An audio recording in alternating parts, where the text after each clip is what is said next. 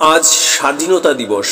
এই দিনটিতে প্রাণ ভরে বলতে ইচ্ছা করছে, এই স্বাধীনতায় কার অবদান বেশি, মোহনদাস করমচাঁদ গান্ধী না নেতাজি সুভাষচন্দ্র বসু? অর্থাৎ ভারতের স্বাধীনতায় কোন বিষয়টি বেশি গুরুত্ব পেয়েছিল, গান্ধীজির অহিংস চরকানীতি না নেতাজির রণংদেহী আক্রমণাত্মক যুদ্ধনীতি? এ বিষয়ে যদি ভারতবর্ষের মানুষকে জিজ্ঞাসা করা হয় তবে অবশ্যই দুটি মত উঠে আসবে, তার সে যার পাল্লাই ভারী হোক না কেন। কারণ আমরা সেই ছোট্ট সময় থেকেই তো পাখি পরানোর মতো পড়ে এসেছি কিভাবে অহিংস আন্দোলনের প্রবল দাপটে ইংরেজরা ভারত ছেড়ে পালিয়েছে। ইতিহাসের ছাত্র হিসাবে আমিও ধন্দে পড়ে যাই, কারণ আমিও তো সেই প্রাথমিক থেকে বিশ্ববিদ্যালয় স্তর পর্যন্ত এই তত্ত্বই পড়ে এসেছি, যা আবার আমি আমার ছাত্রদের পড়িয়ে এসেছি এবং এখনো পড়াচ্ছি। তাই এর বাইরে কিছু বলতে গেলে অনেকেই তার মধ্যে বিতর্কের গন্ধ পাবেন, সেটা আর বলার অপেক্ষা রাখে না। এ কারণে এ ব্যাপারে ভারতীয় বা ঐতিহাসিকদের মতামত নিতে গেলে তা অবশ্যই দুই ভাগে বিভক্ত হবে, তা সে যে অনুপাতেই হোক না কেন। তাই আসুন দেখা যাক খোদ ইংল্যান্ডের তৎকালীন প্রধানমন্ত্রী ক্লিমেন্ট এটলি এ বিষয়ে ঠিক কি বলেছিলেন, যিনি সিদ্ধান্ত নিয়েছিলেন ভারতকে স্বাধীনতা দেবার এবং যিনি সেই স্বাধীনতার ঘোষণাপত্রে স্বাক্ষরও করেছিলেন। ভারতকে তড়িঘড়ি করে স্বাধীনতা দেবার বিষয়ে সম্ভবত তার চেয়ে বেশি আর কেউ যে জানে না সে কথা আর বলার অপেক্ষা রাখে না। এই এটলি সাহেব 1956 খ্রিস্টাব্দে ভারতের স্বাধীনতার নবম বছরে এসেছিলেন ভারত সফরে। এই সফরে এসে তিনি 2 দিন রাত্রি জ্ঞাপন করেছিলেন কলকাতার রাজভবনে। তখন পশ্চিমবঙ্গের ভারপ্রাপ্ত রাজ্যপাল ছিলেন তৎকালীন কলকাতা হাইকোর্টের প্রধান বিচারপতি শ্রী ফণীভূষণ চক্রবর্তী। ডক্টর জিডি বক্সির বর্ণনা অনুসারে রাজভবনে অবস্থানকালে মিস্টার এটলি অত্যন্ত ফুরফুরে মেজাজে ছিলেন। তিনি রাজ্যপাল ফণীভূষণ চক্রবর্তীর সঙ্গে মন খুলে কথা বলছিলেন। এই সময় সুযোগ বুঝে ফণীভূষণ চক্রবর্তী মহাশয় এটলিকে জিজ্ঞাসা করেন, আচ্ছা মিস্টার এটলি, 1947 সালের আগেই ভারত ছাড়ো আন্দোলন ব্যর্থ হয়েছিল বা বলা বাহুল্য শেষ হয়ে গিয়েছিল, তবে কি এমন প্রয়োজন হয়েছিল যে আপনারা একেবারে ভারত ছেড়ে চলে গেলেন? এমনকি 1948 সালের জুন মাসের মধ্যে ভারতকে স্বাধীনতা দেবার কথা ঘোষণা করলেও তার 1 বছর আগেই 1947 সালের অগাস্টের মধ্যেই তড়িঘড়ি করে স্বাধীনতা দিয়ে চলে গেলেন। এর পিছনে কি এমন বাধ্যবাধকতা ছিল? এটলি কিন্তু এই প্রশ্নের উত্তরে অত্যন্ত অকপটে বলেছিলেন, Netaji Subhash Chandra Bose. The erosion of loyalty to the British crown among the Indian Army and Navy personnel as a result of the military activity of Netaji।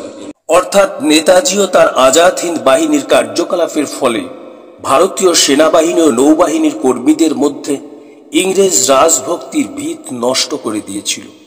বিস্তারিতভাবে বললে বলা যায়, নেতাজি ও আজাদ হিন্দ ফৌজ পরাজিত হলেও তাদের বীরত্বপূর্ণ সংগ্রাম, তাদের আত্মবলিদান ভারতীয় সামরিক বাহিনীর মধ্যে দেশপ্রেমের যে জোয়ার এনে দিয়েছিল, তার ফলে ব্রিটিশ রাজশক্তির প্রতি তাদের ইতিপূর্বে যে শ্রদ্ধা ভক্তি ছিল তা নষ্ট করে দিয়েছিল। তারা যে কোনো মুহূর্তে সরকারের বিরুদ্ধে বিদ্রোহী হতে পারত। অথচ আমরা তো ভারতীয় সেনা দিয়েই ভারত শাসন করতাম। ভারতীয় সেনা বা পুলিশই ছিল ভারতে ব্রিটিশ শাসনের ভিত স্বরূপ। তাই এরা যখন আর বিশ্বাসের জায়গায় থাকলো না, তখন ভারতে বসবাসকারী প্রতিটি ইংরেজ হিসাবে আমরা আমাদের জীবন ও সম্পদের নিরাপত্তা নিয়ে চিন্তিত হয়ে পড়লাম। কাজেই তখন আমাদের আর চলে যাওয়া ছাড়া উপায় থাকলো না। ফণীভূষণ বাবু এবার জিজ্ঞাসা করলেন, তাহলে গান্ধীজি এক্ষেত্রে কতটা ভূমিকা নিয়েছিলেন? দ্য ইন্ডিয়া টুডের বর্ণনা অনুযায়ী, hearing this questions Atli's lips became twisted in a sarcastic smile as he slowly chewed out the word minimum. Attlee সাহেব তার ঠোঁটটি বেঁকিয়ে ব্যঙ্গের সুরে চিবিয়ে চিবিয়ে বললেন, একেবারে নগণ্য।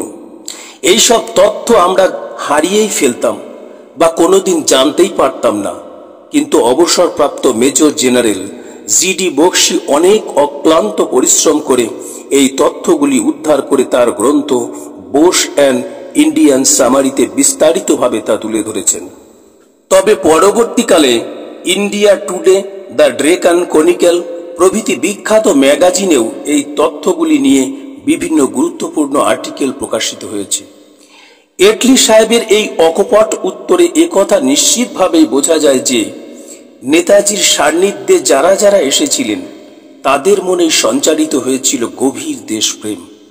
তার কার্যকলাপ এবং লালকেল্লায় আজাদ হিন্দ বাহিনীর বিচার মানুষের হৃদয়ে দেশপ্রেমের দাবানল জ্বালিয়ে দিয়েছিল।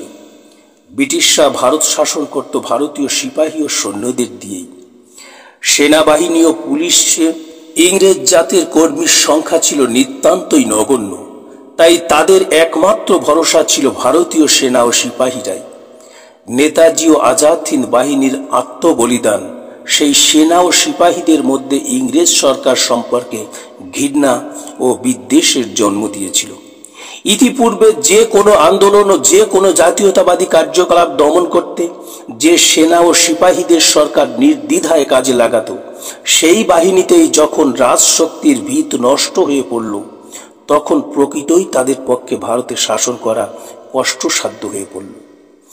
বিশেষ করে লালকেল্লায় যখন আজাদ হিন্দ বাহিনীর সেনানীদের বিচারের নামে প্রহসন চলছিল এবং তাদের উপর অত্যাচার হচ্ছিল, এবং সেই সংবাদ যত প্রচার হচ্ছিল ততই ভারতীয় সেনাদের মধ্যে ক্ষোভ তৈরি হচ্ছিল। দিকে দিকে ভারতীয় সেনারা তাদের মুক্তির দাবিতে আওয়াজ তুলতে শুরু করেছিল। দিকে দিকে স্লোগান উঠতে শুরু করলো, লাল কিলে সে আই আওয়াজ, সেহগান ধিলান সেহনওয়াজ। ভারতীয় সেনাবাহিনীর ভিত এতটাই নড়বড়ে হলো যে ব্রিটিশ গোয়েন্দাদের রিপোর্টে জানানো হলো যে ভারতীয় সেনাদের আর বিশ্বাস করা উচিত হবে না। লালকেল্লায় আজাদ হিন্দ বাহিনীর বিচার এতটাই উন্মাদনা সৃষ্টি করল যে বোম্বাইয়ে শুরু হলো ভয়ঙ্কর নৌ বিদ্রোহ। নেতাজির মন্ত্রে উদ্বেলিত নৌসেনারা বোম্বের ৭৮টি জাহাজের উপর থেকে ব্রিটিশ পতাকা নামিয়ে ভারতের জাতীয় পতাকা উড়িয়ে দিলেন। নেতাজি তাদের মধ্যে যে কতটা দেশপ্রেম জাগিয়েছিল তা বোঝা গেল তখন, যখন তারা নেতাজির ছবি মাথায় নিয়ে সারা বোম্বে মিছিল করল। এমনকি রাস্তায় কোনো ইংরেজ কর্মচারী দেখলে তারা তাকে দিয়ে জোর করে জয় হিন্দ বলতে বাধ্য করিয়েছিল। এই অবস্থা ধীরে ধীরে ইংরেজদের হাতের বাইরে চলে যাচ্ছিল, ছোঁয়াচে রোগের মতো। কারণ নৌ বিদ্রোহের ৪র্থ দিনে বায়ুসেনার ভারতীয় সৈন্যরাও বিদ্রোহী হয়, এবং ৬ষ্ঠ দিনে জব্বলপুর থেকে খবর এলো সেখানকার সেনা ছাউনিতেও সৈন্যরা বিদ্রোহী হয়েছে। ইংরেজ সরকার প্রমাদ গুনলেন এবং তারা আর রিস্ক নিতে চাইলেন না। প্রধানমন্ত্রী এটলি ঘোষণা করলেন যে ১৯৪৮ সালের জুন মাসের মধ্যেই আমরা ভারতবাসীকে স্বাধীনতা দিয়ে দেব। কিন্তু ভারতীয় সেনাদের দেশাত্মবোধ দেখে আতঙ্কিত হয়ে তারা সেই ঘোষিত সময়ের ১ বছর আগে ভারত থেকে তল্পিতল্পা গুটিয়ে বিদায় নিতে বাধ্য হলেন। এছাড়া ১৯৫৬ খ্রিস্টাব্দে ভারতীয় সংবিধানের প্রণেতা ডক্টর বাবা সাহেব ভীমরাও আম্বেদকর বিবিসিতে এক সাক্ষাৎকারে বলেছিলেন, British prime minister Clement Attlee's sudden decision to give India independence came about more due to Netaji Subhash Chandra Bose than due to Gandhi. Gandhi নন, নেতাজির জন্য ইংরেজরা হঠাৎ করে ভারতের স্বাধীনতা দিয়েছিল। অর্থাৎ আম্বেদকর জিও এটলির কথার প্রতিধ্বনি করেছিলেন। অর্থাৎ নেতাজি তার আজাদ হিন্দ ফৌজ জয়ী হোক বা ব্যর্থ হোক, নেতাজি বেঁচে থাক বা না থাক, নেতাজির কার্যকলাপ ভারতীয় সেনা ও সর্বস্তরের মানুষের মধ্যে যে দেশপ্রেমের বীজ বপন করেছিল তারই ফলে ইংরেজরা পালাতে বাধ্য হয়েছিল। তাই বলা যায়, নেতাজি সশরীরে উপস্থিত না থাকলেও ১৯৪৫ খ্রিস্টাব্দের পর নেতাজি ছিলেন প্রত্যেক ভারতবাসীর অন্তরে, যে কথা স্বয়ং এটলি নিজের মুখেই সেদিন বলেছিলেন। কিন্তু আমরা বই পুস্তকে নেতাজির সেই গুরুত্বকে সেইভাবে কখনো পাই না যতটা পাবার কথা। কারণ ওই যে স্বাধীনতার পর থেকে আমাদের তোতা পাখির মতো শেখানো হয়েছে কিভাবে গান্ধীজির অহিংস আন্দোলন দেশকে স্বাধীন করল। আসলে আমরা যে ইতিহাস পড়ে বড় হয়েছি তার অনেকটাই ব্যক্তি স্বার্থে রচিত, যার কতকটা সত্য কতকটা সর্বৈব মিথ্যা।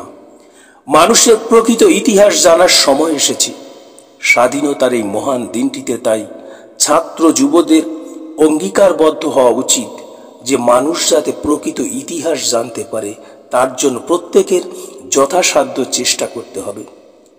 না হলে কিন্তু একদিন সবাই এই বলে জবাব চাইবে যে कितने झूले थे फांसी पर, कितनों ने गोली खाई थी, क्यों झूठ बोलते हो साहब कि चरखे से आजादी आई थी।